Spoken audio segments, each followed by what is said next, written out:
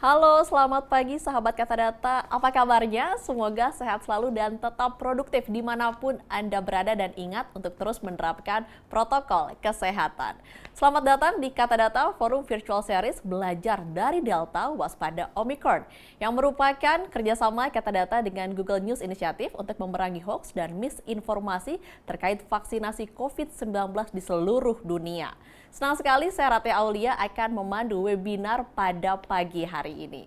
Tentunya tayangan ini bisa Anda saksikan secara multiplatform yakni via Zoom, YouTube dan Facebook Kata Data Indonesia. Silakan follow dan subscribe juga untuk melihat beragam diskusi dan topik menarik lainnya. Kami juga nantikan partisipasi Anda dalam sesi tanya jawab yang akan dibuka di akhir diskusi. Jadi silakan tuliskan pertanyaan di kolom Q&A dan pastikan jangan lupa mencantumkan nama dan pertanyaan ditujukan kepada siapa.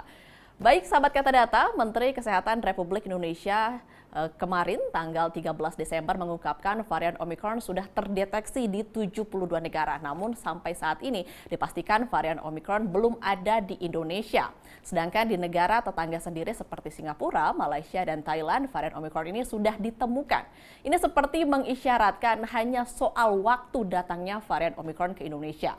Sampai saat ini, data dan informasi mengenai varian Omicron masih amat terbatas. Meski riset di Afrika Selatan menunjukkan mutasi Omicron lebih banyak ketimbang varian Delta, namun para ahli kesehatan belum bisa menyimpulkan apakah Omicron lebih berbahaya dibanding varian Delta atau tidak.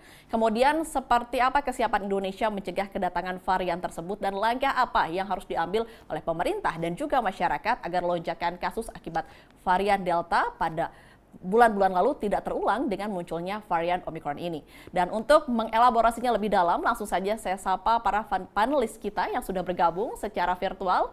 Yang pertama ada Dr. Alexander Ginting, Ketua Bidang Penanganan Kesehatan Satgas COVID-19. Halo, selamat pagi Pak Alexander.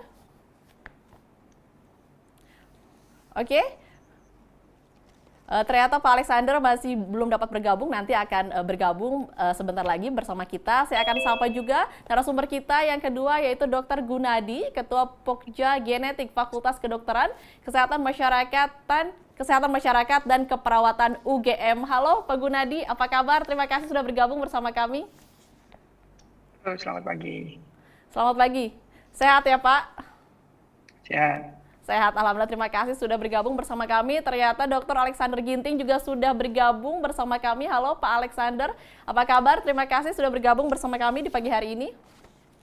Selamat pagi, salam sehat. Salam sehat. Senang sekali bisa berbincang dengan kedua panelis kita yang luar biasa pada pagi hari ini. Langsung saja saya akan ke Pak Alex terlebih dahulu. Pak Alex nih, pada bulan Juli hingga Agustus kemarin kan kita menghadapi gelombang kedua yang luar biasa dampaknya bagi masyarakat Indonesia. Nih, sebenarnya pelajaran apa sih yang bisa kita ambil dari kemarin? Ya, jadi tentu pandemi ini menjadi pelajaran yang baru bagi semua umat manusia. Oke. Karena pandemi yang terakhir itu di abad ke-19, mungkin di antara kita belum ada yang lahir. Jadi waktu itu masih pandemi influenza. Dan sekarang kita di coronavirus, tentu ini sesuatu hal yang baru, baik untuk masyarakat, baik untuk pemerintah, baik untuk seluruh elemen-elemen yang ada di dalam mengatur tata kelola negara pemerintahan di dunia ini. Jadi kalau kita lihat dari tahun 2019, akhir tahun di bulan November-Desember itu ada kejadian luar biasa di Wuhan. Dan kemudian muncul kasus yang spreading yang cukup luas dan kemudian terjadi outbreak di mana-mana dan kemudian terjadi pembatasan-pembatasan. Sebenarnya apa yang terjadi di Cina ini sebenarnya ini sudah dilatih di pemerintahan, di Kementerian Kesehatan, termasuk juga di TNI. Karena ini adalah bagian dari Global Health Security, di mana dalam Global Health Security itu ada dilatih kita bagaimana detect, prevent, dan response. Dan kemudian di dalam Global Health Security itu juga sudah mengingatkan seluruh elemen di negara ini bahwa health security adalah bagian dari national security. Tetapi persoalannya sering masalah health ini lebih difokuskan di pelayanan. Ini persoalannya. Tapi sebenarnya health security juga sudah banyak terlibat di dalam mencegah penyakit, misalnya kita melakukan pekan imunisasi. Tetapi untuk lebih maju ke depan, bahwa tentu ini harus lebih banyak diimplementasikan, sehingga sistem ketahanan kesehatan negara ini harus memang dibangun, karena masalah kesehatan bukan masalah rumah sakit. Masalah kesehatan bagaimana membangun di sektor hulu dan sektor hilir supaya mempunyai ketahanan di dalam berbagai aspek terjadinya outbreak, terjadinya kejadian luar biasa yang berpotensi menjadi epicenter dan kemudian akhirnya menjadi pandemi. Jadi kalau kita berbicara pandemi itu tidak hanya COVID. Bisa juga influenza, bisa juga dengan virus-virus yang lain, bakteri-bakteri yang lain. Jadi oleh karena itu memang yang harus dibangun di dalam negara kita ini adalah sistem ketahanan kesehatan negara yang melibatkan TNI, Polri, Kementerian Pertahanan, Kementerian Dalam Negeri, Kementerian Kesehatan untuk bisa menyusun strategis tentang bagaimana menyusun tentang detect, prevent, dan response. Sebenarnya ini beberapa tahun lalu isu ini sudah disampaikan, termasuk yang disebut dengan Global Health Security Agenda. Hanya memang belum semua serius menghadapi tersebut. Setelah ini terjadi, maka kita sekarang sudah masuk ke dalam era bagaimana kita bahu-membahu yang diatur oleh Badan Kesehatan Dunia yang disebut dengan International Health Regulation, IHR, di mana kita terikat. Inilah yang mengatur sekarang tentang karantina, tentang vaksinasi, pembatasan, pencegahan, dan berbagai mekanisme-mekanisme sehingga Indonesia sebagai bagian dari Organisasi Kesehatan Dunia mengatur tersebut. Nah, bagaimana dalam negeri? Di dalam negeri kita juga banyak bereksperimentasi. Kita mulai dari PSBB, kemudian PSBB-nya tidak maksimal, akhirnya dimodifikasi, dibuat PSBB ketat, dibikin PSBB super ketat, tetapi juga ketidakpatuhan itu banyak di masyarakat, akhirnya kasus meningkat. Termasuk mereka yang keluar negeri pulang tidak mau dikarantina atau curi-curi masuk ke dalam negeri. Nah, ini akhirnya masuk kita ke PPKM. Kemudian PPKM juga dimodifikasi menjadi PPKM 1, 2, kemudian akhirnya kita masuk ke PPKM skala mikro, sampai puncaknya di bulan 7 kita PPKM darurat. Nggak lama kemudian kita masuk levelisasi sesuai dengan arahan dari Organisasi Kesehatan Dunia, yaitu PPKM level 4, 3, 2, 1. Dan sampailah kita pada hari ini, di mana kasus sudah terkendali di level yang paling rendah. Walaupun kasus konfirmasi itu hampir 4,2 juta dilaporkan di Indonesia, sekarang kasus harian kita hanya 163, dan kemudian kematian sudah dilaporkan 143 ribuan, dan sekarang kematian harian itu hanya lebih kurang 7 sampai belasan, dan case fatality rate itu 3,38%. Dan jumlah spesimen yang diperiksa juga masih tetap tinggi, kendati pun ini tidak sesuai dengan para akademisi, karena lebih banyak rapid test antigen yang diperiksa. Dan kemudian rawat inap rumah sakit juga bornya sekarang jauh dibandingkan dengan bulan 7, sekarang ini sekitar 3%. Artinya pencapaian-pencapaian inilah yang membuat sekarang kita berada di PPKM level 1, level 2. Dan kemudian ada 2 komando, yaitu di Pulau Jawa dan Bali, dikomandoin oleh Menko Marves, dan di luar Jawa Bali dikomandoin oleh Menko Ekonomi. Dan kemudian untuk koordinasi di lapangan tentu di bawah Kasatgas Letnan Jenderal Suharyanto yang melakukan koordinasi dan untuk melihat pengawasan dan pengendalian. Tentu yang harus kita lihat juga bahwa di dalam melakukan pengendalian dan pengawasan ini juga bahwa masyarakat itu bukan sebagai objek. Masyarakat itu adalah sebagai subjek. Jadi dia adalah bagian daripada penanggulangan. Tentu tugas kita adalah mengkomunikasikan komunikasi risiko ke seluruh masyarakat dengan bahasanya mereka masing-masing. Inilah yang harus kita pertahankan sekarang dengan kondisi di mana kasus harian yang rendah terkendali, kemudian positivity rate masih rendah, tapi di bawah bayang-bayang di luar sana terjadi lonjakan kasus di Eropa. Dan kemudian yang terakhir ada varian Omicron yang datang dari Afrika Selatan. Tentu ini menjadi catatan bagi kita, karena di 34 provinsi ini sudah dilaporkan ada varian Delta dan varian-varian lainnya. Tapi sampai sekarang belum ada dilaporkan varian Omicron. Walaupun kita sudah bekerja keras, tetap saja ini harus kita waspada. karena bisa saja masuk dari berbagai cara. Dan pemerintah juga sudah melakukan regulasi dengan mengeluarkan surat edaran dan surat Kasatgas tentang pengaturan aktivitas dan mobilitas masyarakat, termasuk juga dengan protokol kesehatan bagi perjalanan internasional. Inilah bentuk-bentuk yang sudah kita kerjakan, tapi ini tidak akan bisa maksimal tanpa kerjasama dengan masyarakat. Dan masyarakat memang harus kita bangun kewaspadaan yang setinggi-tingginya. Bukan membangun kekhawatirannya, tetapi membangun kewaspadaannya. Sehingga peraturan-peraturan ini jangan dianggap sebagai peraturan yang menyandera, tapi peraturan ini harus menjadi bagian dari instrumen perlindungan untuk keselamatan kita semua. Jadi karantina itu bukan beban, tetapi karantina itu adalah instrumen untuk menjaga keselamatan dirinya, menjaga keselamatan keluarganya, dan menjaga keselamatan seluruh kita yang ada di Indonesia ini. Demikian. Pak Alex nih, selain penerapan protokol kesehatan, kemudian juga vaksinasi, ini sebentar lagi kita akan menghadapi Nataru, Natal dan Tahun Baru. Sebenarnya pemerintah tuh mempersiapkan apa sih untuk mencegah terjadinya gelombang ketiga pada saat ini? Ya, jadi pemerintah sudah mengeluarkan berbagai regulasi untuk mencegah supaya tidak ada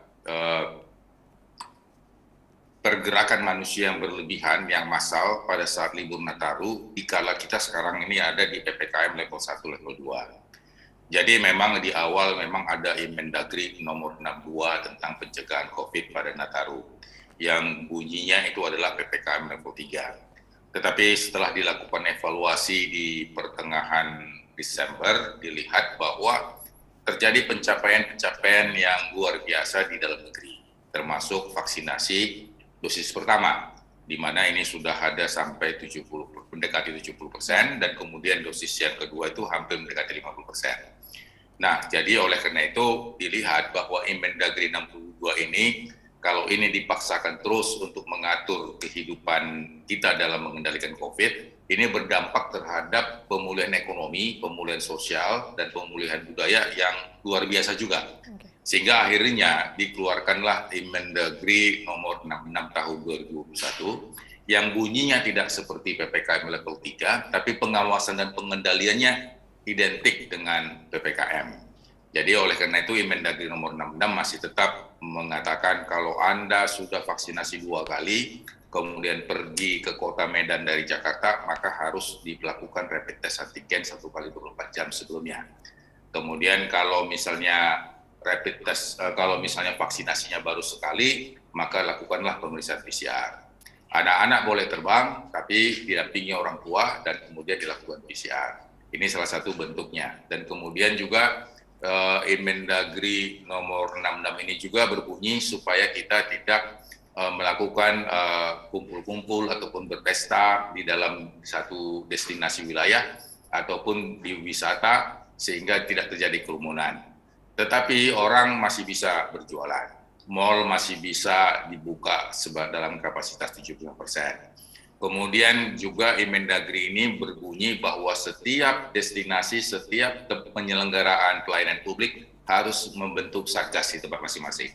Contohnya misalnya di terminal, ada satgas, ada security yang mengawasi alur masuknya penumpang, sehingga penumpang tidak terjadi antrian di pintu masuk, ataupun di pintu keluar, ataupun di toilet, ataupun di tempat-tempat kafeteria yang tersedia. Kafeteria boleh makan minum, tapi jangan menjadi tempat kerumunan. Demikian juga di mal dan di tempat lainnya. Inmendagri nomor 66 juga berbunyi tentang mengawasi bagaimana tempat ibadah, dan kemudian kalau mau berolahraga boleh, tapi tidak ada penonton. Seni budaya juga boleh, penontonnya semua online. Dan kemudian kalau ada penyelenggaraan ibadah, boleh saja kapasitas 50%, paling banyak 50 orang. Dan kemudian mereka sudah divaksinasi dan ketentuan protokol kesehatan harus diterapkan. Jadi inilah yang dibentuk di dalam Inmendagri nomor 66 dengan catatan mereka yang mau berjualan buah, mereka yang mau jualan baju, kemeja, UMKM masih mempunyai tempat untuk menjajakan sehingga terjadi pergerakan ekonomi di lapisan terbawah. Jadi yang menjadi perhatian memang di Inmendagri nomor 66 ini adalah bagaimana ekonomi di masyarakat di paling bawah ini bisa bergerak. Jadi dengan bergerak perekonomian, tentu juga aktivitas sosial juga harus memang bisa dikendalikan. Jadi penanggulangan COVID ini tetap memperhatikan pemulihan kesehatan tanpa meninggalkan pemulihan ekonomi, pemulihan sosial, dan pemulihan budaya. Tapi di samping itu memang ada ancaman. Ancaman itu yaitu ada Omikron. Dan tentunya dalam hal ini untuk menanggulangi tersebut di samping penegakan protokol kesehatan, kita harus mensukseskan vaksinasi dan kemudian kita juga harus menyepakati kalau mereka datang dari luar, apakah pekerja migran, mahasiswa, pelajar, pegawai negeri yang dinas di luar, maka pemerintah sudah menyiapkan Wisma Pademangan untuk 10 hari dilakukan karantina. Tapi bagi mereka yang jalan-jalan ke Eropa, ke Amerika, ke Australia, kalau pulang mereka karantina. Tapi karantinanya itu adalah di tempat yang sudah disiapkan pemerintah. Jadi ada hotel dan berbagai levelisasinya. Jadi oleh karena itu karantina ini juga adalah sebagai bagian tanggung jawab kita. Jadi karantina ini kita tidak boleh tawar-menawar, tidak boleh bermain-main karena kita berhadapan dengan undang-undang karantina dan berhadapan dengan undang-undang penyakit wabah menular. Oke, baik, menarik membahas tentang karantina atau bagaimana keamanan karantina, orang itu bisa kabur atau tidak ketika di karantina atau bisa menjalani karantina atau tidak. Namun saya ingin ke Pak Gunadi terlebih dahulu. Pak Gunadi, hanya sekitar 3 bulan ya setelah gelombang kedua COVID akibat varian Delta, sekarang sudah muncul varian baru seperti itu. Sebenarnya apa saja nih faktor yang mempengaruhi kecepatan dari mutasi virus itu sendiri? Silakan Pak Gunadi. Terima kasih. Kata data. Ya, jadi artinya mutasi itu secara alamiah akan terjadi pada virus, termasuk SARS-CoV-2 ya. Katakanlah misalnya dalam 1 bulan bisa terjadi 2 atau 3 mutasi. Nah, tetapi menjadi concern jika mutasi itu mempunyai karakteristik tertentu. Seperti misalnya kalau Omikron telah ditetapkan sebagai VOC pada tanggal 26 November oleh WHO, artinya kan ada kriteria VOC terpenuhi dari mutasi-mutasi yang ada pada Omikron. Jumlah mutasi pada Omikron menjadi menarik karena ada sekitar 26 sampai 32 mutasi pada protein S spike SARS-CoV-2. Seperti kita ketahui kalau kita ingat bahwa protein S itu adalah yang berikatan dengan hostnya, dengan kita. Dalam hal ini manusia. Nah, kemudian dari mutasi-mutasi itu ada beberapa mutasi yang memang sudah terbukti mempengaruhi transmisinya, mempengaruhi virulensinya, dan mempengaruhi vaksinasi. Dari hal-hal itu maka kemudian ditetapkan sebagai VOC oleh WHO. Oke. Seperti itu, Mbak. Disebutkan tingginya tingkat mutasi ini nih, apakah berarti menyebabkan varian ini lebih menular atau berbahaya atau seperti apa Pak Gunadi? Ya, WHO tanggal 10 Desember yang lalu mengeluarkan technical brief mengatakan bahwa ada kecenderungan transmisinya lebih cepat dari Delta. Oke. Ya, karena berdasarkan fakta, pertama ada 2 negara yang dijadikan contoh. Pertama di Afrika Selatan, di mana mereka termasuk Delta yang rendah, tapi kemudian populasi dari Omikron mendominasi. Nah, menariknya di UK, contoh kedua, Delta kan mendominasi. Tetapi kemudian dalam beberapa minggu ini ada sekitar 20% itu menguasai UK dan 40% menguasai London Omikron. Oke. Sehingga dari situ maka data-data itu, data awal WHO mengatakan ada kemungkinan Omikron lebih menular atau transmisinya lebih cepat daripada Delta. Nah, kemudian untuk masalah virulensi atau mempengaruhi keparahan, memang ada yang dirawat di rumah sakit, ada juga yang sudah dilaporkan meninggal. Tetapi secara umum, WHO menyatakan bahwa gejalanya lebih ringan dari Delta. Seperti itu. Gejalanya lebih Karena ringan. datanya sekali lagi datanya masih minimal ya Mbak. Oke, baik.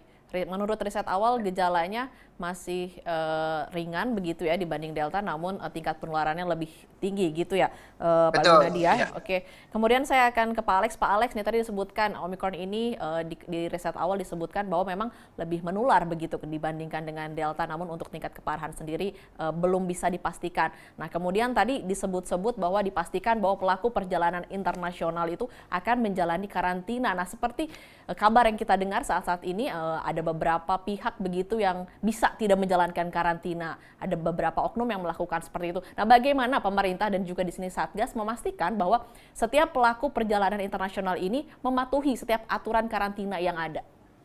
Silakan Pak Alex. Ya, jadi untuk karantina memang ada dua hal yang harus kita lihat. Pertama, apakah dia datang dari negara luar yang tidak sebagai negara terjangkit atau dia sebagai negara terjangkit. Kalau dia sebagai negara terjangkit, tentu warga negara Indonesianya harus memang kita terima karena dia warga negara kita. Tapi kalau dia menjadi warga negara asing, tentu visa masih ditolak. Dan bagi negara-negara luar, walaupun di situ sudah ada transmisi ataupun juga ditemukan temuan kasus, ini memang karantinanya 10 hari. Hanya di dalam begitu pesawat mendarat di bandara yang sudah ditetapkan, tentu ada dua hal yang harus kita lihat. Pertama adalah apakah mereka ini sebagai perjalanan luar negeri yang memang akan dibiayai pemerintah atau yang tidak. Jadi sebagai contoh, kalau dia pekerja migran dan kemudian dia pelajar atau mahasiswa, ataupun dia pegawai pemerintah yang melakukan dinas luar negeri, tentu ini nanti akan masuk ke dalam arus sebagai yang dibiayai oleh pemerintah untuk proses karantinanya. Jadi ini akan diarahkan untuk ke Wisma Pademangan. Tetapi ada tahap-tahap yang harus dia lalui selama dia di bandara. Jadi tahap-tahap itu mulai dari kedatangan, kemudian dia masuk untuk pengukuran suhu tubuh, kemudian setelah itu dia entry test. Jadi entry test ini bisa di screening dengan rapid test antigen, kemudian dilakukan konfirmasi nanti dengan PCR. Dan bila mana nanti rapid testnya positif, tentu dia akan masuk ke jalur isolasi di holding room, di mana hasil pemeriksaannya adalah positif. Nah, bagi yang tidak, tentu ini akan lanjut ke checkpoint yang ketujuh. Ini adalah kepabeanan dan bea cukai. Di sini akan ada di pengurusan, dan seterusnya nanti akan mengurus ke bagian sebelumnya dia mengambil bagasi, dan proses imigrasi sudah selesai. Nah, dari sana nanti akan masuk ke ruang tunggu dan masuklah ke zona penjemputan. Setelah zona penjemputan nanti masuk ke daerah mobilisasi. Tentu daerah mobilisasi ini petugasnya sudah ada, yaitu dari KKP, dari Dinas Kesehatan Provinsi maupun Dinas Perhubungan. Dan ini mobilisasinya ini tentu dengan kendaraan yang single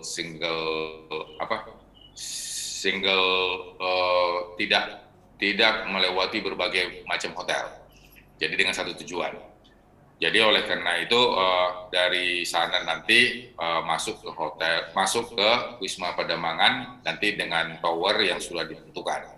Nah, kemudian akan ada nanti exit test pada hari ke-9 dan kemudian nanti dilakukan evaluasi dan baru menyelesaikan karantina. Ini bagi kelompok yang dibiayai pemerintah. Bagi kelompok yang tidak dibiayai pemerintah, tentu ini biaya mandiri. Ini prosesnya juga sama. Jadi ada kedatangan, pengukuran suhu tubuh, kemudian entry test, kemudian kalau positif masuk ke holding room, pemeriksaan dokumen kesehatan, keimigrasian, pengambilan bagasi, kepabeanan dan cukai, dan kemudian masuk ke ruang tunggu, ada zona penjemputan, mobilisasi.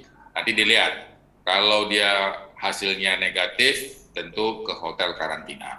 Kalau hotel hasilnya positif, nanti ini akan ke hotel isolasi.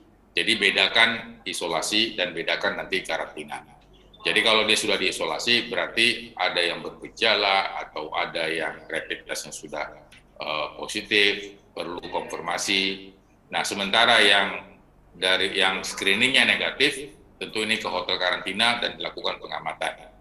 Dan di sana nanti akan dilakukan pemeriksaan yang kedua sampai nanti menyelesaikan masa karantina.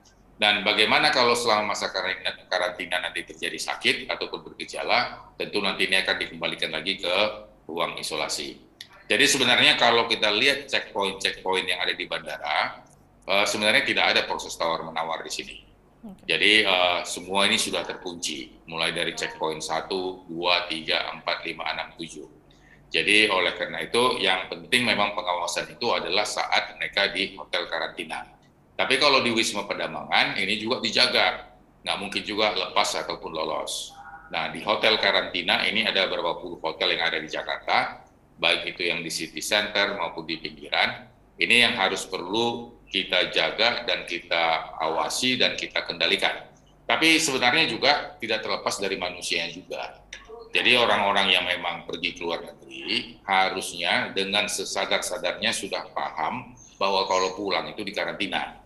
Jadi jangan ada alasan begitu pulang, oh ada kondangan yang harus saya hadiri, atau ada rapat bisnis yang harus saya hadiri, atau misalnya ada ulang tahun di mall di Plaza Senayan. Ini nggak benar. Jadi kalau memang dia mau keluar negeri, pemerintah nggak larang. Silakan aja jalan-jalan, mau ke New York, San Francisco, mau ke Madrid, silakan. Tapi kalau pulang, masukkan ke itinerary bahwa dia 10 hari ada di karantina. Jadi jangan nanti selama di karantina dia mau memenuhi undangan kawinan, undangan kondangan, undangan pesta ulang tahun, ini yang nggak benar. Karena proses karantina itu harus dijalankan sesuai dengan aturan yang ada. Nah, bagaimana dengan mereka yang karantina mandiri? Ini memang diatur di surat edaran Kasatgas, khususnya bagi mereka diplomat dan khususnya bagi mereka pejabat konsuler ataupun pejabat kedutaan. Ini pun juga ada konsekuensinya. Mereka datang dengan hasil yang negatif dan pemeriksaan screening awal juga negatif, tidak bergejala, dan ditempatkan di tempat yang sudah disiapkan oleh dari perwakilan negara yang ada di Jakarta. Dan tentunya juga selama karantina, mandiri ya tidak keluar-keluar, tidak pergi kemana-mana, tetap aja di sana, hanya mereka bisa melakukan pekerjaan dari tempatnya masing-masing, dan tetap memberikan laporan hasil pemeriksaan PCR pertamanya dan PCR hari ke-9-nya. Jadi ini yang harus disampaikan juga, pandati pun kita karantina mandiri oleh karena diskresi, maka karantina mandiri itu bukan berarti jalan-jalan di ibu kota. Jadi karantina mandiri itu artinya dia tetap berdiam di tempat yang sudah ditetapkan. Baik itu untuk mereka oleh karena kondisi khusus, oleh karena ada penyakit, ataupun oleh karena membutuhkan pelayanan kebutuhan khusus, ini harus terus menjadi tanggung jawab untuk tetap berada di tempat yang sudah disiapkan.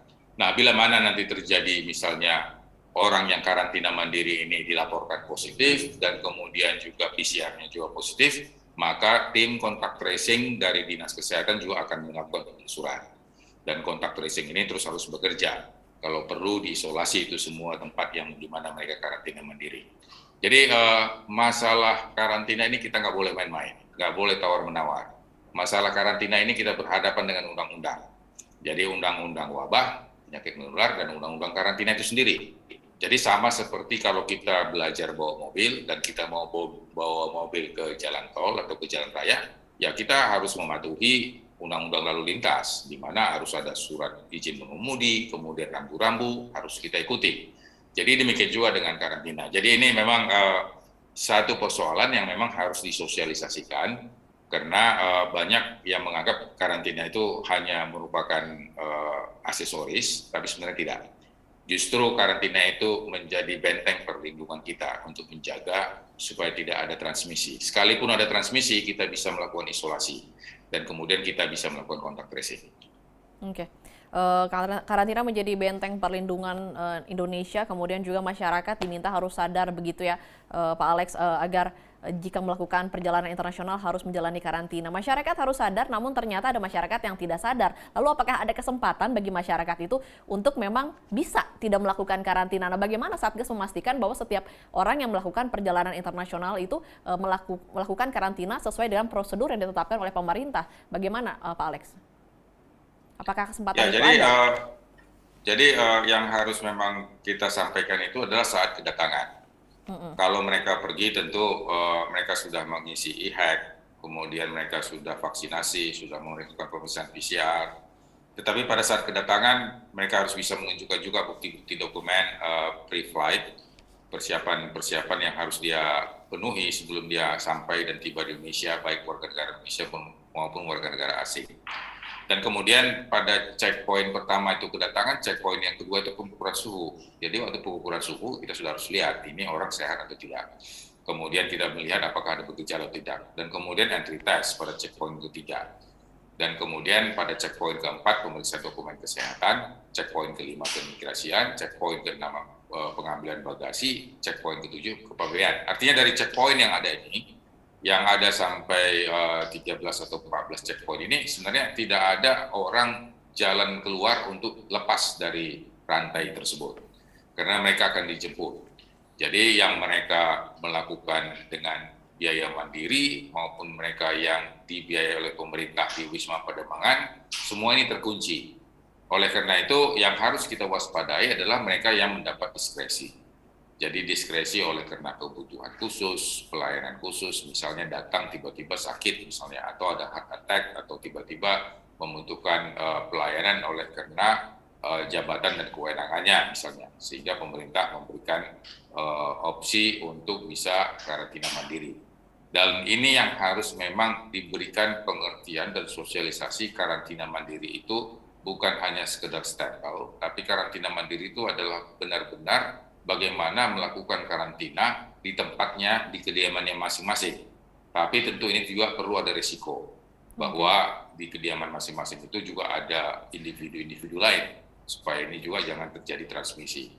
Jadi dalam hal ini tentu ada aturan yang mengatur mengenai misalnya pejabat tinggi negara, dan tentu ini juga menyangkut pejabat-pejabat berhubungan dengan kerjasama dengan luar negeri.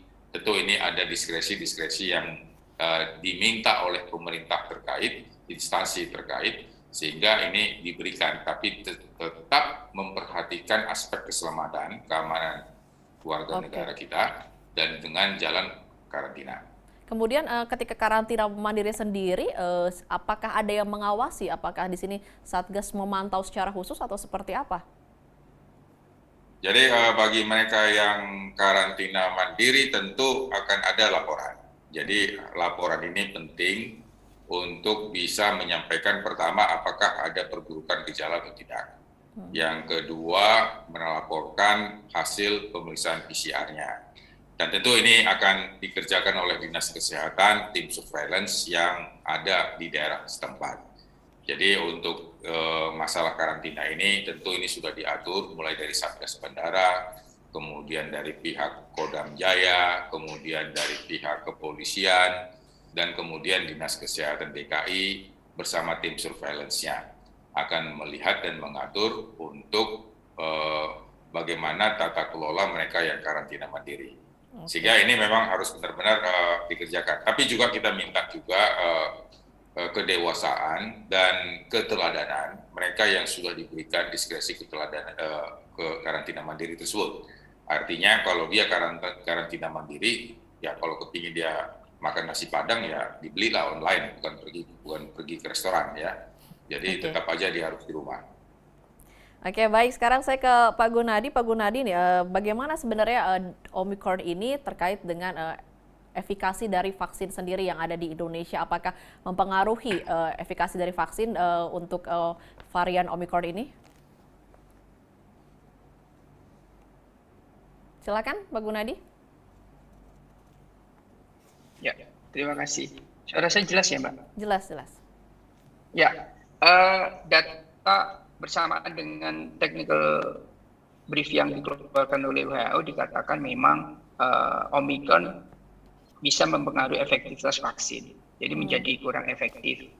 Tetapi itu masih bisa untuk proteksi terhadap keparahan maupun mortalitas meninggal. Jadi artinya tetap bisa digunakan. Artinya vaksin tetap menjadi yang utama selain protokol kesehatan. Tetapi memang ada indikasi less efektif. Sama seperti halnya Delta juga sama. Less efektif, tetapi kemudian untuk keparahan dan untuk meninggal itu jauh lebih baik daripada yang sama sekali tidak divaksin. Seperti itu. Sekali lagi WHO menegaskan bahwa datanya itu baru sangat minimal, sehingga untuk menyimpulkan secara solid itu masih perlu banyak data. Tapi ada ke arah less efektif. Seperti itu. Oke, ada penurunan efektivitas vaksin begitu ya. Nah, kemudian dengan adanya penurunan efektivitas vaksin ini, apakah dengan adanya mutasi-mutasi virus ini diperlukan booster vaksin atau tidak, Pak Gunadi? Ya, kalau booster beberapa negara kan sudah memulai ya, termasuk UK sudah memulai karena ada Omicron ini. Jadi artinya booster merupakan keniscayaan ya, karena tentunya penelitian-penelitian sebelumnya ada kecenderungan vaksin itu menurun efektivitas setelah 6 bulan. Nah, menariknya kalau yang penelitian untuk Sinovac itu malah diberikan booster itu lebih baik, lebih panjang setelah dosis kedua. Di dalam penelitian terbaru itu 8 bulan. Jadi pemberian booster minimum, 8 bulan setelah dosis kedua Sinovac, kemudian diberikan booster Sinovac itu lebih panjang, 8 bulan itu lebih baik daripada misalnya sebulan setelah dosis kedua pertama atau dan seterusnya. Jadi booster efektif begitu ya untuk menghalau segala mutasi dari varian COVID-19 ini, begitu Pak Gunadi? Maaf tadi terputus, gimana Mbak? Apakah booster ini memang artinya efektif dan diperlukan untuk menghalau segala mutasi dari varian COVID-19 ini? Ya kan, beberapa ahli sudah mengatakan bukan tidak mungkin bahwa SARS-CoV itu seperti influenza, artinya akan ada booster tiap tahun. Tetapi kemudian kalau kita belajar dari influenza karena gejalanya ringan, mungkin di Indonesia hampir jarang yang melaksanakan vaksinasi influenza tiap tahun. Tapi di beberapa negara maju seperti tangga kita itu vaksin influenza menjadi suatu wajib untuk dilakukan setiap tahun. Tentunya kita akan melihat penelitiannya ke depannya seperti apa. Oke, baik, ada sedikit gangguan teknis. Sehingga nanti kan vaksin itu mungkin lebih pemberiannya lebih ke arah yang rentan seperti itu.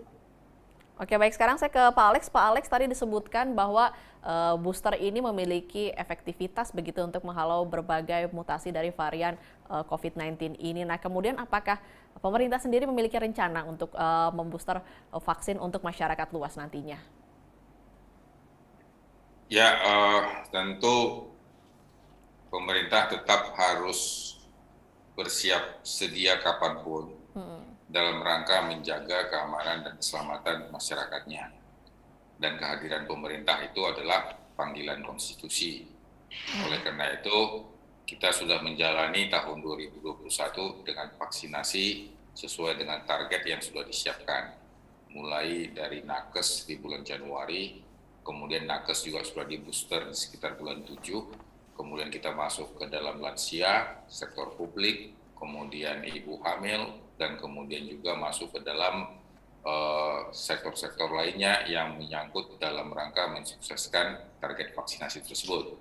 Walaupun pencapaian dosis pertama sudah mendekati 70%, tapi dosis kedua masih hampir mendekati 50%. Tentu ini menjadi PR supaya bisa mencapai di atas 70%. Nah, kalau berbicara booster, berarti itu kan suntikan yang ketiga. Tidak mungkin kita berikan suntikan ketiga bagi mereka yang mungkin suntikannya baru pertama kali, ataupun suntikannya belum sama sekali. Jadi oleh karena itu menjadi tugas kita bersama adalah untuk menyiapkan mereka yang baru sekali supaya 2 kali, dan yang sudah 2 kali maka kita harus menyiapkan untuk booster di tahun 2022. Kecuali nakes memang sudah yang ketiga. Kenapa nakes yang ketiga? Karena mereka berada di wilayah zona merah, di wilayah yang terinfeksi. Nah, sebagaimana yang disampaikan Dr. Gunadi tadi, bahwa memang dengan diberikan booster tentu akan meningkatkan proteksi dan imunitas. Tetapi ada juga laporan bahwa dengan adanya varian Delta, ini juga menurunkan efikasi dan efektivitasnya dari vaksin-vaksin yang ada, walaupun penurunannya tidak signifikan. Jadi oleh karena itu pemberian booster adalah salah satu opsi di dalam meningkatkan imunitas, khususnya mereka yang dewasa muda dan juga termasuk yang komorbid. Dan kemudian juga yang menjadi pekerjaan rumah kita juga ke depan tahun 2022 adalah mensukseskan vaksinasi pada anak-anak. Tentu dalam hal ini sesuai dengan KMK yang sudah dikeluarkan Kementerian Kesehatan atas dasar rekomendasi dari ITAGI dan juga dari Ikatan Dokter Anak Indonesia, ini harus kita kerjakan secara bersama-sama. Tapi vaksinasi pada anak ini juga tidak meninggalkan atau mengabaikan pekan imunisasi dasar. Jadi pekan imunisasi dasar juga harus, misalnya BCG, polio, DPT1, DPT2 ini harus terus berjalan. Karena penyakit-penyakit prioritas ini juga masih ada di masyarakat yang harus juga kita lindungi. Jangan kita berfokus di dalam perlindungan pandemi, tapi kita meninggalkan, mengabaikan persoalan-persoalan penyakit-penyakit prioritas yang ada di Indonesia. Kita masih bergulat dengan angka kematian ibu, angka kematian anak, stunting, kemudian dengan polio, kemudian dengan smallpox, varicella, rubella, ini semua harus kita tanggulangi. Karena yang saya sebut tadi itu juga berpotensi menjadi KLB, berpotensi juga menjadi pandemi. Jadi oleh karena itu ini juga menjadi PR kita bersama. Dan semua ini harus kita kerjakan ke depan di tahun 2022, dan ini semua harus kita kemas dalam satu sistem ketahanan kesehatan negara. Jadi ini adalah bagian dari health security, dan health security itu adalah bagian dari national health security. Ini yang harus mendarat terimplementasi di setiap orang, sehingga di dalam menyelenggarakan dan membangun kesehatan kita harus mempunyai pola pikir how to detect, how to prevent, and how to respond. Berarti berarti untuk tahun depan atau tahun 2022 sendiri belum ada rencana untuk booster vaksin dosis ketiga untuk masyarakat sipil seperti itu ya, Pak Alex? Tentu program ini sudah harus disiapkan. Karena kalau menyiapkan ini tentu kita harus berpikir yang mana nanti yang homologous, yang mana yang hetero. Yang homo itu contohnya misalnya yang pertama Sinovac, yang kedua Sinovac, yang ketiga Sinovac. Tapi ada juga yang heterologous. Misalnya yang pertama Sinovac, yang kedua Sinovac, yang ketiga Moderna. Ini yang dikerjakan di nakes. Tapi ada juga laporan terakhir bahwa ini lebih efektif juga, misalnya yang pertama Pfizer, yang kedua Pfizer, yang ketiga Pfizer. Jadi ini tentu kita menunggu rekomendasi ITAGI dan tentu juga menunggu rekomendasi dari perhimpunan profesi lainnya seperti dokter paru, penyakit dalam, dokter anak, dan ini harus kita tunggu, dan kita juga harus menanti juga dari ahli biologi molekuler dan kemudian epidemiologi. Semua ini harus memberikan rekomendasi untuk menentukan ke depan. Tentu tugas pemerintah adalah menyiapkan anggarannya, dan tugas pemerintah juga untuk membangun relasi dan bagaimana juga melakukan komunikasi terhadap penyedia-penyedia vaksin melalui Gavi dan juga melalui Badan Kesehatan Internasional lainnya. Dan ini tentu ada dengan skema multilateral dan ada skema unilateral. Oke, masih dibahas apakah perlu dicampur vaksinnya begitu, pertama satu jenis atau harus sama semua jenisnya seperti itu ya Pak Alex ya. Saya sekarang izin ke Pak Gunadi. Pak Gunadi ini dengan tadi disebutkan bahwa dengan adanya Omicron ini bahwa lebih cepat menular, kemudian juga dapat mempengaruhi dari efikasi vaksin itu sendiri. Kemudian apakah perlu adanya penambahan protokol kesehatan bagi masyarakat atau seperti apa?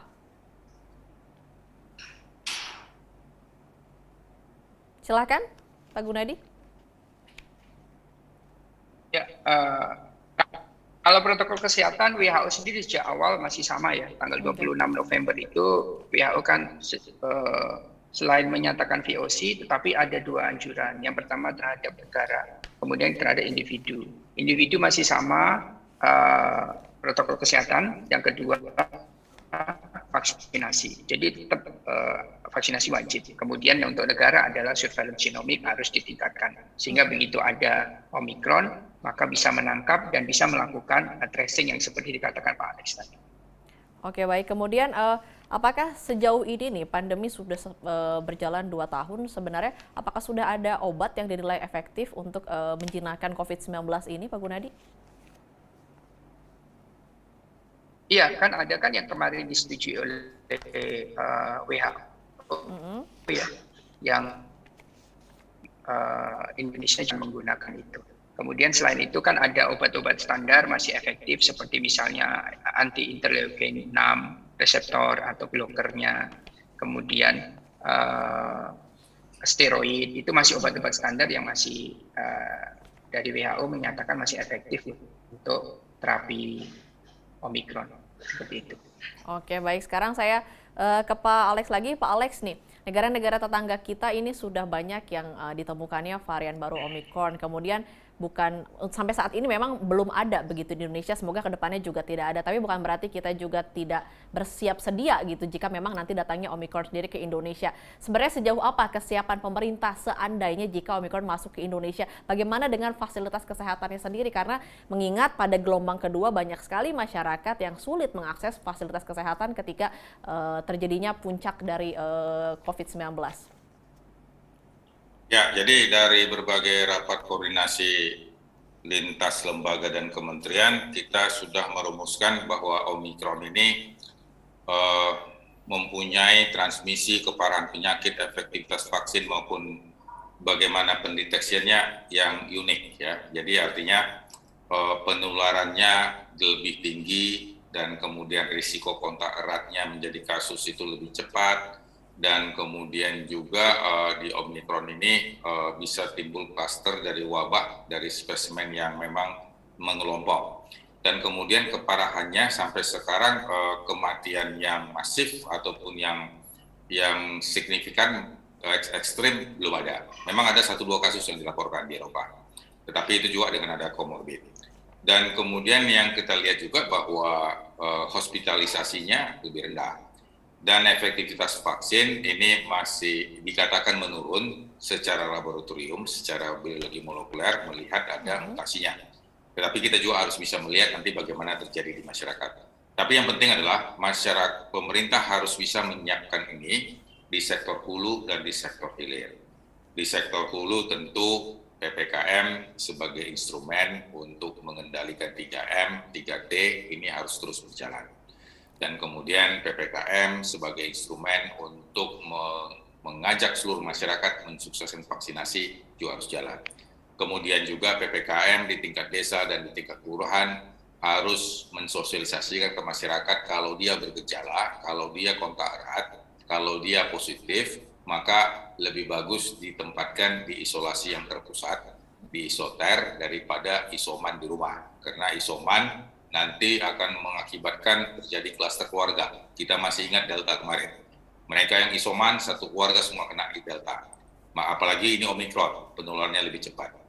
Dan kemudian yang harus kita ingat juga bahwa berbagai laporan yang ada di Afrika, angka rumah sakit memang tidak separah Delta. Tetapi yang kita khawatirkan kalau terjadi co-infection. Jadi Delta ada, kemudian komorbidnya ada, kemudian ada lagi varian Omikron. Jadi kalau misalnya ini terjadi, ya mungkin saja ada severity, ada keparahan yang membuat akhirnya perlu pelayanan rumah sakit.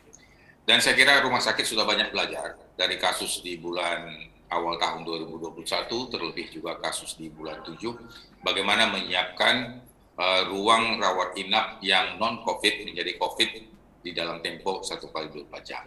Kemudian menyiapkan ruang ICU yang dengan kebutuhan oksigen yang tinggi, high flow nasal kanul, dan kemudian dengan ventilasi, tentu banyak rumah sakit sudah banyak belajar. Hanya yang penting sekarang adalah perlu pelatihan-pelatihan. Dikala kita berada di PPKM level 1, level 2, dan dalam situasi terkendali dalam titik terendah, rumah sakit tidak boleh berdiam diri, kendati pun kasus nggak ada, tapi latihan exercise ini perlu ada. Oleh karena itu Satgas COVID-19 nasional harus melakukan ini. melakukan latihan-latihan di rumah sakit, paling tidak mengawasi dan mengendalikan. Walaupun ini sebenarnya adalah ranah di bidang dinas kesehatan dan ranah di Kementerian Kesehatan.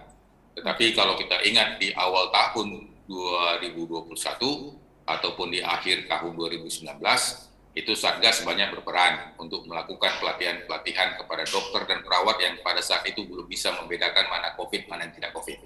Mana yang pneumonia oleh karena virus, mana pneumonia oleh karena bakteri. Jadi oleh karena itu kita berharap ini supaya dilatih terus. Karena yang namanya dokter dan perawat itu kehidupannya adalah menghadapi pasien, dan kalau tidak menghadapi pasien, exercise. Exercise day to day, itu yang harus dilakukan. Karena memang perkembangan begitu cepat. Dan perkembangan klinikal termasuk juga dalam hal diagnostik juga begitu cepat. Kita juga belum tahu apakah dengan alat PCR yang sekarang bisa mendeteksi atau perlu alat PCR yang memang lebih lengkap bisa mendeteksi gen-gen yang ada. Ini juga perlu dilakukan update. Jadi kita berharap supaya di sektor hilir semua ini harus melakukan exercise dan melakukan latihan, dan di sektor hulu juga harus melakukan simulasi-simulasi di isoter, di tempat-tempat sentra-sentra di mana dilakukan pelatihan-pelatihan sehingga orang tidak lupa. Memang kita terus mensosialisasikan 3T dan 3M, tapi exercise dalam menghadapi pandemi, lonjakan kasus, supaya tetap itu harus berjalan terus.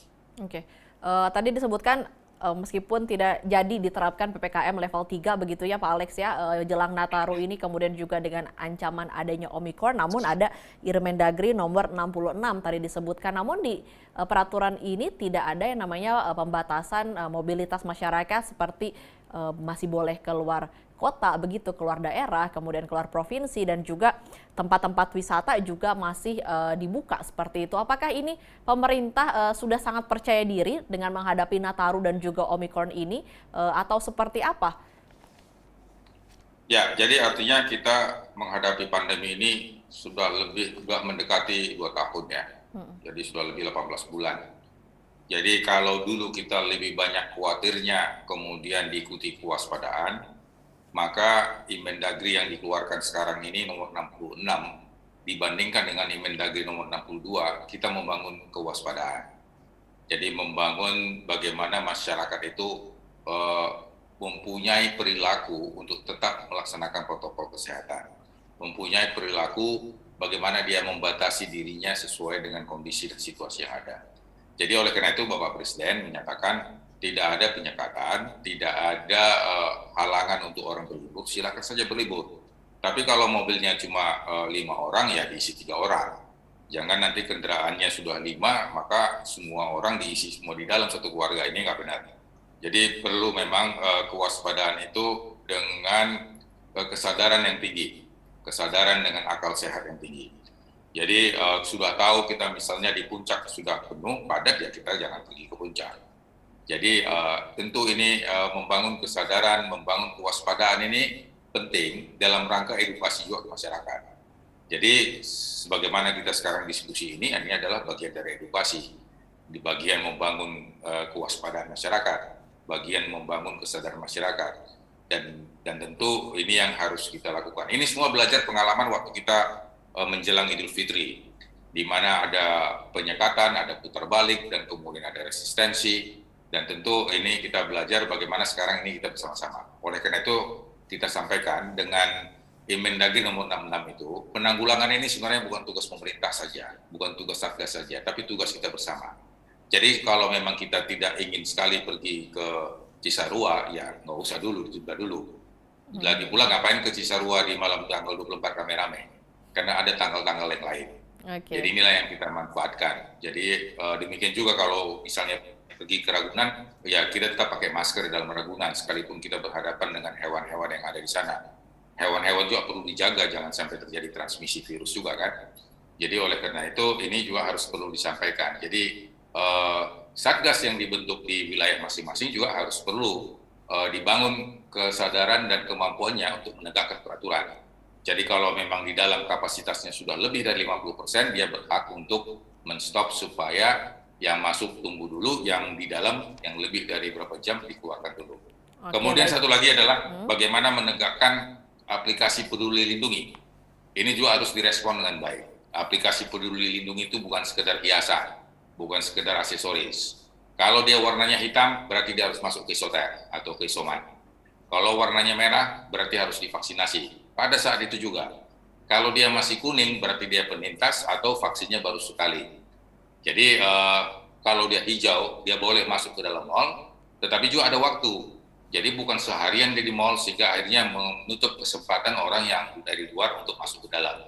Jadi check in, check out juga harus tegas. Jadi dalam hal ini pengawasan dan pengendalian juga harus optimal. Oke, Pak Gunadi, bagaimana nih tidak ada pembatasan mobilitas? Yang penting adalah kesadaran masyarakat, kemudian juga tempat wisata masih diperbolehkan buka di tengah nanti kita akan menghadapi Nataru dan juga ada ancaman varian Omicron. Apakah ini cukup untuk menghalau Omicron ini, Pak Gunadi, atau seperti apa?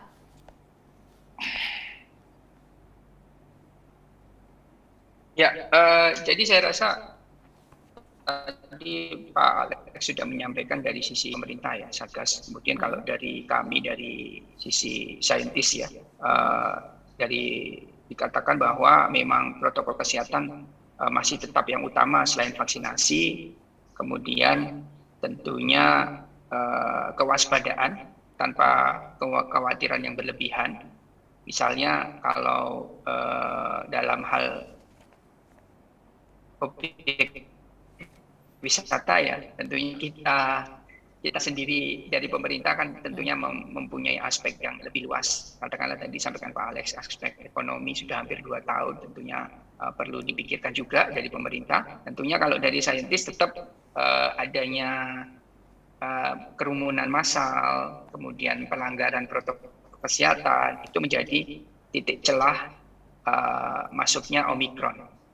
Itu kalau dari sisi kami. Kemudian yang kalau pembelajaran daring yang mungkin bisa menjadi pertimbangan di Indonesia adalah di UK itu mulai diwajibkan Januari nanti semua tempat ramai seperti bioskop, restoran itu wajib menunjukkan vaksin. Sudah semua pegawai sudah divaksin. Artinya kan mereka juga melakukan adjustment ya selama 2 tahun ini. Artinya tetap protokol kesehatan dan vaksinasi tentunya nanti dikembalikan kepada pribadi masing-masing. Berani nggak datang ke keramaian dengan segala resikonya.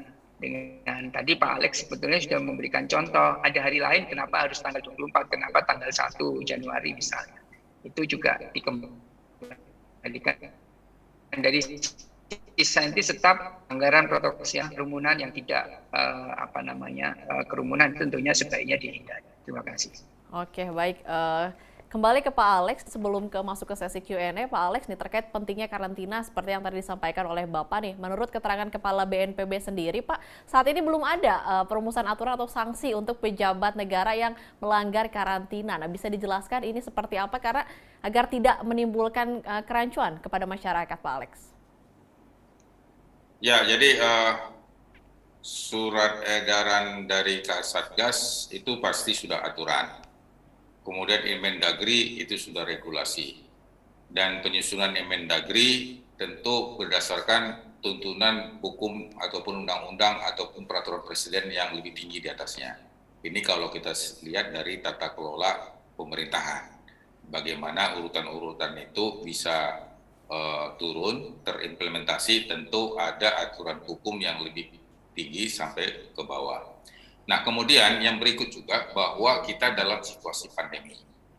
Pandemi itu adalah bencana kesehatan, bencana biologi yang ada melanda manusia. Dan risikonya adalah kesakitan dan kematian. Dan dalam hal ini sudah ada payung hukum yang mengatur. Payung hukum yang mengatur itu adalah undang-undang tentang wabah dan undang-undang tentang karantina. Jadi di undang-undang itu sudah lengkap semua, ada yang tertulis. Hanya persoalannya memang Satgas bukan forum hukum. Satgas itu bukan lembaga hukum. Sehingga kalau ada pun selebriti, ada pun artis ataupun siapapun yang memang misalnya dia tidak mau melakukan masker, tidak bisa menaati protokol kesehatan, itu Satgas COVID-19 nasional itu bukan lembaga yang berhubungan dengan penindakan hukum. Tentu sudah ada wilayahnya masing-masing. Bagi kepentingan Satgas adalah bagaimana bisa mengimplementasi seluruh aturan-aturan sehingga tidak terjadi penularan di masyarakat, dan kemudian kalau sudah terjadi penularan, bagaimana mengisolasinya antara yang sehat dan yang tidak sehat, dan bagaimana seluruh masyarakat mempunyai akses dan akselerasi terhadap fasilitas yang ada, dan kemudian bagaimana Satgas juga mengisi filling the gap. Jadi itu persoalannya di situ. Jadi Satgas COVID itu bukan lembaga peradilan, dan Satgas COVID itu juga bukan forum hukum, tetapi dia forum untuk bisa mensinergikan seluruh elemen yang ada, kolaborasi secara pentahelix yang melibatkan sektor publik, sektor pemerintahan, dan sektor lainnya untuk bersama-sama menanggulangi COVID. Jadi itu yang diingat. Jadi artinya kalau ada pelanggaran hukum, ada pelanggaran lalu lintas, undang-undang dan segala macamnya, itu semua kita serahkan kepada lembaga yang memang berkewenangan di hukum. Bagi Satgas hanya menyampaikan, mengawasi, mengendalikan agar 3M, 3T, vaksinasi, dan kemudian pelayanan rumah sakit, isoter, ini bisa terselenggara dengan baik, termasuk juga berbagai checkpoint karantina yang sudah disiapkan oleh Satgas di bandara, maupun di pelabuhan, maupun di tempat-tempat lainnya. Tetapi bila mana ada anggota masyarakat yang melakukan pelanggaran, tentu konsekuensinya itu adalah di lembaga hukum. Kita tahu bahwa negara ini ada kekuasaan eksekutif, ada kekuasaan yudikatif, ada kekuasaan legislatif. Dan ini sudah diatur oleh undang-undang. Oke, baik. Kemudian untuk Satgas di lingkungan kelompok kecil begitu seperti RT, RW, seperti apa Pak update-nya sampai saat ini? Apakah masih ada atau seperti apa? Karena nggak jarang gitu kita melihat di lingkungan RT, RW ini abai terhadap protokol kesehatan. Ya, jadi ini memang tugas Satgas untuk tetap mengingatkan PPKM skala mikro yang waktu di bulan 3 ini digeber-geberkan, dikumandangkan setiap saat, dan kemudian mencapai puncaknya waktu kita saat PPKM darurat. Jadi PPKM skala mikro itu ada di desa, ada di kelurahan. Jadi mereka inilah yang menyampaikan seluruh message, mereka inilah yang menyampaikan seluruh informasi, termasuk juga mereka yang menyampaikan obat-obatan di kala saat kita waktu itu angkanya sangat maksimal dan kenaikan kasus aktif dan kasus positif secara eksponensial. Mereka inilah, karena puskesmas sendiri tidak mungkin bisa bekerja sendiri. Oleh karena itu PPKM di tingkat desa dan di tingkat kelurahan tetap bekerja dengan jaringannya, yaitu RT dan RW. Yang bagi mereka pertama adalah bagaimana mengawasi supaya ada 3M, dan kemudian bagaimana kalau ada kontak tracing bekerja di masyarakat, mereka tetap bisa mengamankan dan kemudian mendampingi supaya kontak tracing terjadi. Dan bagaimana kalau yang sakit ataupun mereka yang harus dievakuasi, Bapak RT, Bapak RW bersama dengan PPKM desa dan kelurahan bisa bersama-sama mengevakuasi ke rumah sakit. Termasuk juga untuk menyiapkan lahan makam COVID misalnya. Ini tentu perlu koordinasi di tingkat PPKM desa dan kelurahan. Jadi ini semua memang harus berkolaborasi pentahelix. Jadi Satgas itu bukan semata-mata pemerintah, tapi Satgas itu melibatkan seluruh elemen dan eksponen yang ada di masyarakat. Dan termasuk juga di RT RW mereka harus tahu siapa pendatang baru, siapa yang kontak erat, ini juga harus dilakukan. Dan Bapak RT dan Bapak RW juga kita minta untuk mengetahui siapa yang sudah divaksinasi, siapa yang belum. Kalau belum, kenapa? Kalau misalnya ada rasa takut atau komorbidnya tidak terkontrol, mungkin dia harus divaksinasi di rumah sakit. Tentu Bapak RT dan Bapak RW bersama PPKM desa dan kelurahan ini harus bersama-sama. Jadi ini harus memang diaktifkan. Memang berdasarkan laporan dari hasil rapat koordinasi, memang ada penurunan kegiatan di tingkat desa kelurahan. Tentu penurunan ini terjadi oleh karena memang kasusnya sudah ada yang nol, dan kemudian kasus yang sakit juga sudah tidak ada, sehingga akhirnya seolah-olah aktivitas menjadi turun. Tapi sebenarnya kewaspadaan terus, dan kemudian seluruh kegiatan dan update melalui Inmendagri, PPKM Jawa Bali dan di luar Jawa Bali ini terus dikomunikasikan. Oleh karena itu dalam Inmendagri selalu dibunyikan kepada Bapak Gubernur, Bupati dan Wali Kota untuk mengaktifkan Satgas di wilayahnya masing-masing. Sampai ke Satgas di tingkat desa dan kelurahan, termasuk juga Satgas di tempat-tempat pelayanan publik seperti mal, terminal, stasiun, di daerah wisata, hotel, dan sebagainya. Oke. Pak Alex, berkaca dari negara tetangga, negara lain begitu, di Inggris ini sudah 70% penduduknya divaksin, namun karena ada Omikron ini mencatatkan rekor baru yaitu dalam sehari mencapai 58.000 kasus. Nah, bagaimana Indonesia mengambil pelajaran ini untuk kesiapsiagaan akan terjadinya gelombang ketiga, Pak Alex? Ya, oleh karena itu di bawah komando Letnan Jenderal Suharyanto, komandannya Satgas COVID-19 Nasional, bahwa Satgas Tracing itu nggak boleh berhenti. Tidak boleh berhenti, oke. Jadi kendati pun kondisinya sekarang misalnya dalam kondisi positivity rate di bawah 1%, kontak tracing itu harus jalan.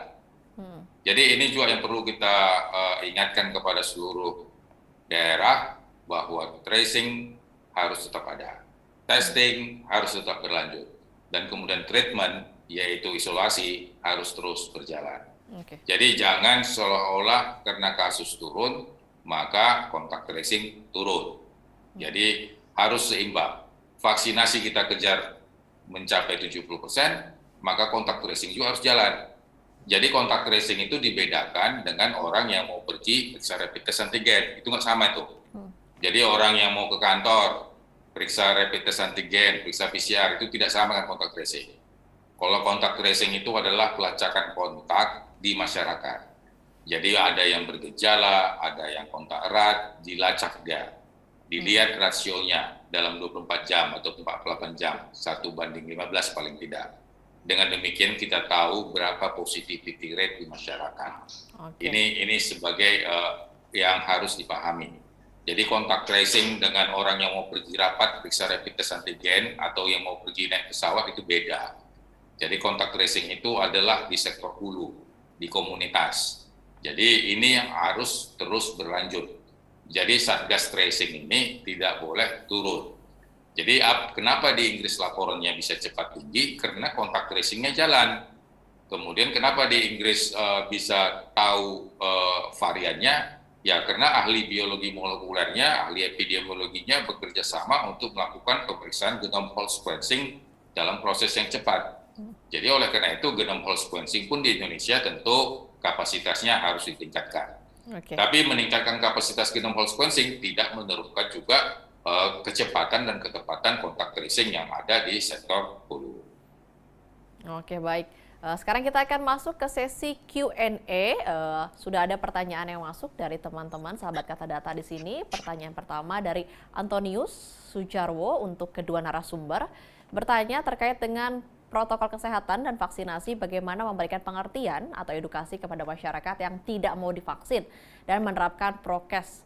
Karena sulit sekali meyakinkan masyarakat lingkungan sekitar kita, apalagi soal pemakaian masker. Boleh dijawab dulu oleh Pak Gunadi, kemudian Pak Alex. Pak Gunadi, silahkan terlebih dahulu. Ya, terima kasih. Kebetulan saya juga ketua Satgas di perumahan saya ya. Memang tidak mudah, apalagi selevel Pak Alex, se-Indonesia. Saya sendiri untuk membuat patuh warga misalnya beribadah, menggunakan masker, menjaga jarak itu sulit sekali. Jadi artinya memang mungkin perlu pendekatan yang lebih dari hanya sekedar mengingatkan, dan juga mungkin karena merasa sekarang sehat-sehat saja itu loh, itu yang kadang-kadang menjadi tidak waspada. Artinya saya tidak memakai masker, saya tidak menjaga jarak, kemudian saya beribadah. Ya, buktinya saya sehat-sehat saja. Nah, asumsi-asumsi ini kan yang menjadi kekeliruan. Nah, khawatirnya nanti begitu ada Omikron masuk dengan daya transmisi yang diduga lebih cepat daripada Delta, seperti halnya sudah terjadi di Afrika Selatan dan UK, angka vaksinasi di UK kan bagus sekali ya. Itu saja angkanya meningkat tajam. Nah kebetulan kalau less severe, kalau kena yang bukan kena itu ya, yang sehat nggak apa-apa. Tapi bagaimana dengan komorbid, bagaimana dengan yang rentan, itu tentunya menjadi PR bersama. Kemudian yang kedua masalah vaksinasi. Tentunya memang bagus pendekatan pemerintah, jadi vaksinasinya lewat jamaah masjid dan sebagainya. Pendekatan tokoh agama sepertinya akan lebih didengarkan oleh masyarakat Indonesia daripada tanpa melibatkan tokoh agama. Demikian, terima kasih, Mbak. Oke, selanjutnya Pak Alex bisa dijawab pertanyaannya terkait dengan prokes dan vaksin, bagaimana memberikan edukasi kepada masyarakat? Ya, jadi sebagaimana yang disampaikan Pak Gunadi tadi, tentu bagaimana kita bisa menyampaikan komunikasi resiko ini dalam bahasa lokal. Komunikasi resiko ini sesuai dengan kearifan budaya dan lokalnya masing-masing. Tidak bisa kita menyampaikan masalah vaksinasi, masalah 3M, 3T dalam bahasa Jakarta. Kita harus bisa menyampaikan sesuai dengan bahasa daerah masing-masing. Oleh karena itu memang Inmendagri tetap menyatakan menyampaikan instruksi ini kepada Bupati, Wali Kota agar ini juga disampaikan sesuai dengan kearifannya masing-masing. Jadi membahasakan vaksinasi di daerah pesisir dengan di daerah pegunungan itu berbeda. Demikian juga melakukan vaksinasi di daerah mereka yang tinggal di pegunungan maupun mereka yang tinggal di daerah industri. Itu sesuatu yang berbeda, karakternya berbeda, pola waktu kerjanya berbeda. Ini yang harus memang disiasati. Kemudian juga bagaimana vaksinasi itu meningkatkan proteksi, meningkatkan imunitas, ini juga harus bisa disampaikan dengan jelas. Jangan nanti akhirnya dianggap vaksin itu sebagai ajiman. Jangan vaksin itu dianggap sebagai penangkal yang memang tidak sesuai dengan keimanan mereka. Jadi ini juga harus sampai dengan jelas. Jadi artinya bahwa vaksin itu adalah penemuan secara ilmiah, secara akademis, dan kemudian sudah melewati uji klinis. Dan ini juga adalah penemuan sebagai anugerah yang mungkin bisa memberikan perlindungan kepada kita. Walaupun perlindungan itu sesungguhnya adalah perlindungan daripada Yang Maha Kuasa. Tetapi sebagai manusia, kita juga memang mendapatkan berbagai akal yang sehat dan kemudian kecerdasan yang sehat yang juga merupakan adalah anugerah dari Yang Maha Kuasa. Jadi ini juga perlu disampaikan. Jadi artinya dengan demikian penolakan terhadap vaksin juga akan berkurang. Terus yang kedua adalah pemahaman mengenai penintas. Bahwa kalaupun dia sudah lolos dari rumah sakit, sudah survive dari ICU, dan kemudian dia sudah sehat, baik mereka dengan long COVID maupun tidak, bukan berarti mereka bebas tidak terinfeksi. Kendati pun ada antibodinya sudah tersedia. Jadi oleh karena itu bagi mereka yang penyintas tetap aja vaksinasi. Jadi jangan menyatakan bahwa dia sudah lolos dari ICU, maka dia sudah kebal, sudah sehat, maka dia nggak perlu vaksin. Jadi ini yang keliru. Ini juga yang harus diuruskan. Dan kemudian yang berikut adalah mereka yang komorbid.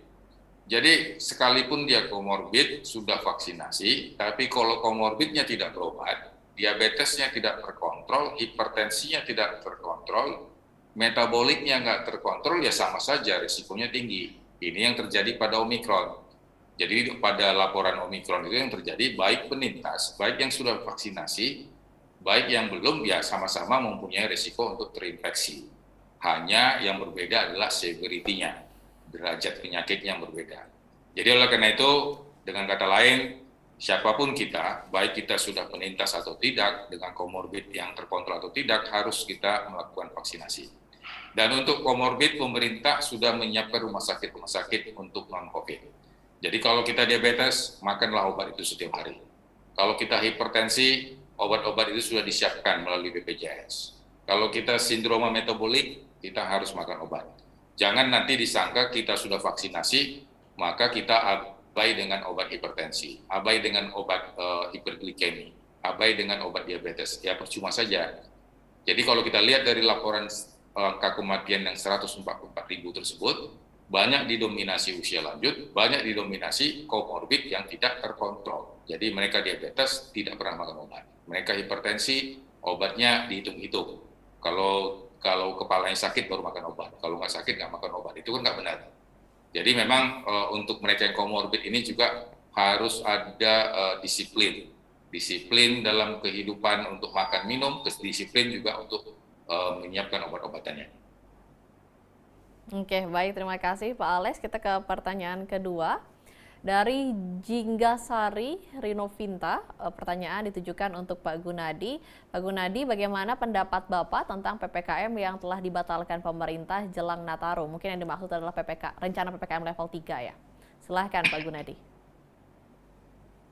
Tadi sepertinya sudah dijelaskan dengan gamblang oleh Pak Alex, bukan pembatalan tapi ada penamaan yang lain ya dengan peraturan Kemendagri. Mungkin kalau saya kurang relevan untuk menjawabnya ya, karena tadi saya sendiri dari sisi saintis, protokol kesehatan dan menghindari kerumunan tidak perlu itu merupakan vaksinasi tentunya itu merupakan hal yang paling pokok untuk kita sebagai individu.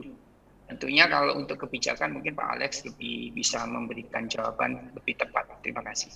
Oke, silakan Pak Alex jika ingin menambahkan terkait dengan pembatalan aturan PPKM level 3. PPKM level 3 dibatalkan, bukan berarti membatalkan PPKM lainnya.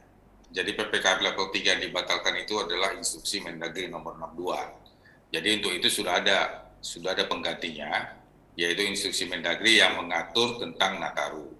Nah, pertanyaannya adalah kenapa ini dirubah? Kenapa muncul Mendagri nomor 66? Jadi kenapa muncul? Itu dalam rangka menjaga injak rem, injak gas. Jadi artinya pemulihan kesehatan tetap number one, tapi pemulihan ekonomi juga tetap number one. Kenapa? Manusia ini kan harus hidup dan makan. Ekonomi lapisan masyarakat bawah harus dijaga. Keseimbangan di dalam ekosistem, keseimbangan di dalam ekonomi dan sosial juga harus dijaga.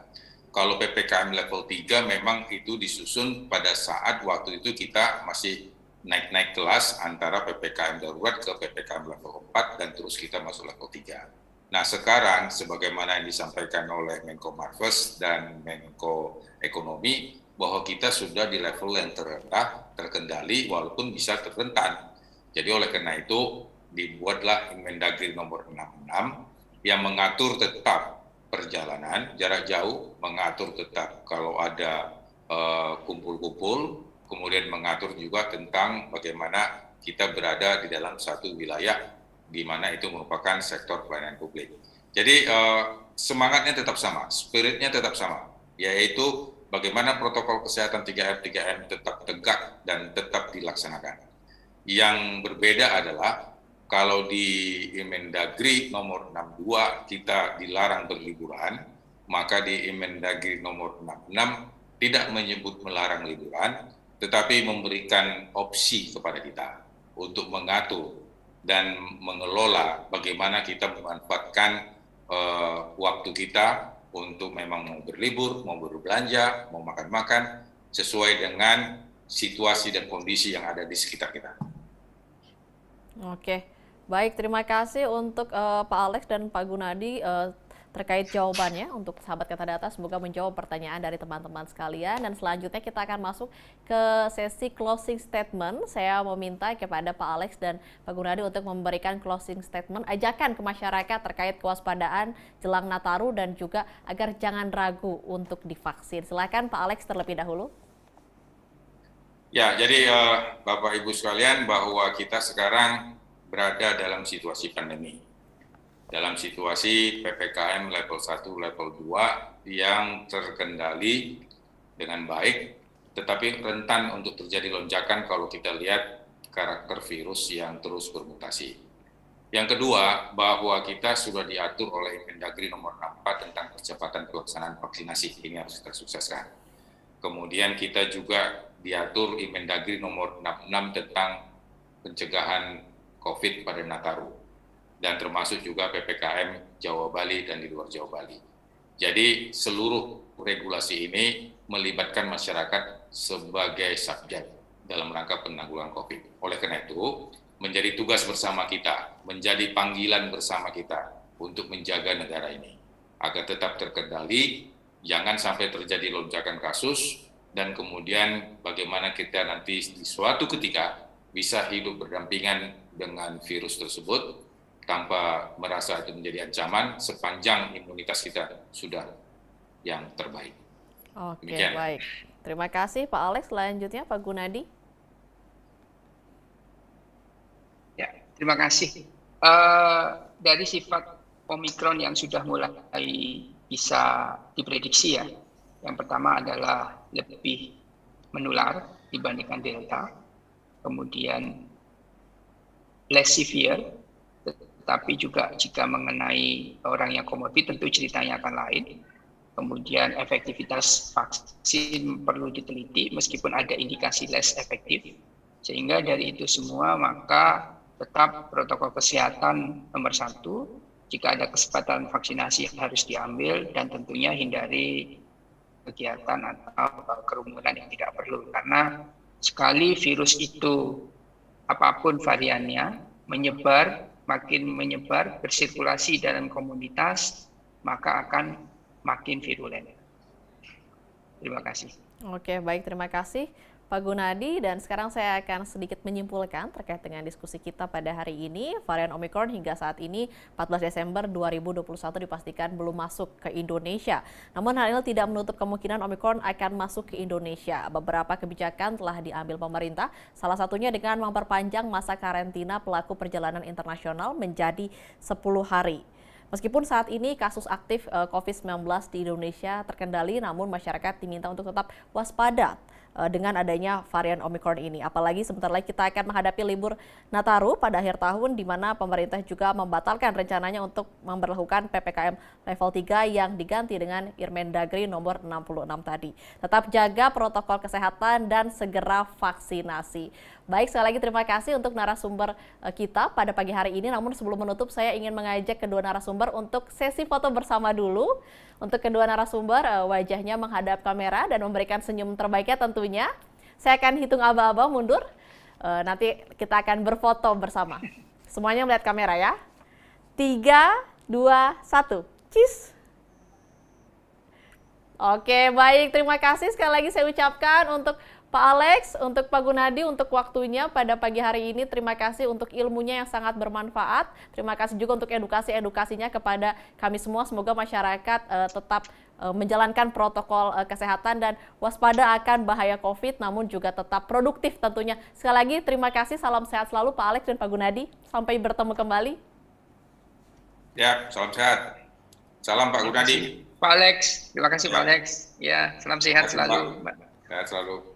Oke, baik, terima kasih lagi kepada Anda semua yang telah menyaksikan Kata Data Forum Virtual Series Belajar dari Delta Waspada Omicron yang merupakan kerjasama Kata Data dengan Google News Initiative untuk memerangi hoax dan misinformasi terkait vaksinasi COVID-19 di seluruh dunia.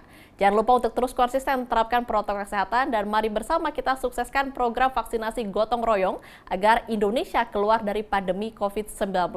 Saya Ratih Aulia dan tim webinar Sisi Plus Kata Data pamit, terima kasih dan sampai jumpa.